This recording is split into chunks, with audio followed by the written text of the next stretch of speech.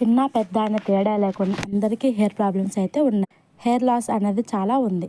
మన హెయిర్ హెల్తీగా అండ్ ఒత్తుగా పెరగాలంటే ఈ హెయిర్ ఆయిల్ యూస్ చేశారంటే మంచి రిజల్ట్స్ అయితే వస్తాయి. హెయిర్ బాగా పెరుగుతుంది కూడా అండ్ ఊడిపోదు. నేను మా ఇంట్లో అందరికీ ఇదే హెయిర్ ఆయిల్ వాడుతున్నాను. మంచి రిజల్ట్స్ అయితే వస్తున్నాయి.